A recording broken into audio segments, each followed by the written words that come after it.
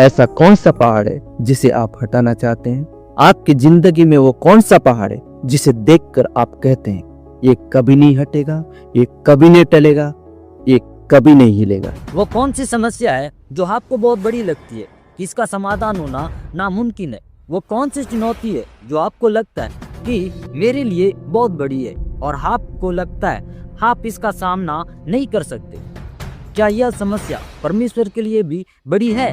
हमारा परमेश्वर जिसकी हम आराधना करते हैं वह पहाड़ों को हटाने का कार्य करता है, लेकिन शर्त यह है कि आपको संदेह या डाउट नहीं करना है।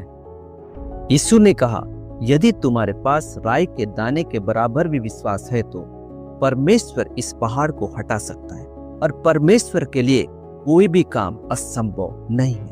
थोड़ा सा विश्वास, राई के दाने के बराबर का विश्वास परमेश्वर पर इतना काफी है आपके पहाड़ों को हटाने के लिए, क्योंकि हमारा परमेश्वर पर्याप्त से भी बढ़कर है। हम अक्सर कई बार इस बात को ध्यान देते हैं कि आपका पहाड़ कितना बड़ा है, लेकिन प्रभु यीशु कहते हैं अपनी नजर उस पहाड़ से हटाओ और सिर्फ थोड़ा सा विश्वास रखो। मैं आज आपसे उस राई के दाने के बारे में बात करना चाहता हूँ।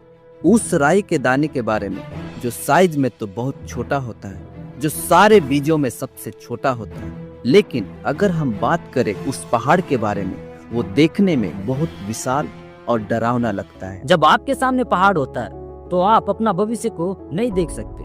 जब पहाड़ सामने होता है तो ऐसा लगता है कि जीवन में आगे कुछ अच्छा नहीं होने वाला। जब पहाड़ सामने होता है तो आप सोचते हैं मेरा जीवन बेकार है, बिल्कुल व्यर्थ है। जब आपके सामने पहाड़ होता है तो आप खुद उस पहाड़ के पार नहीं देख सकते, क्योंकि पहाड़ आपके दृष्टिकोण के लिए एक बहुत बड़ा रुकावट है। मेरे प्रियो, पहाड़ जैसा है वैसा ही रहेगा, उसमें कोई बढ़ोतरी की संभावना बिल्कुल भी नहीं है, लेकिन राई के दाने की बढ़ोतरी की क्षमता असीमित होती है। भले ही वह दिखने में पहाड़ की तुलना में छोटा लगता है, लेकिन उसकी वृद्धि की संभावना पहाड़ से कहीं अधिक ऊंची होती है। परमेश्वर इन छोटे से और कमजोर से दिखने वाली चीजों को अपने हाथों में लेता है और उन्हीं छोटी सी चीज के द्वारा बहुत कुछ कर सकता है।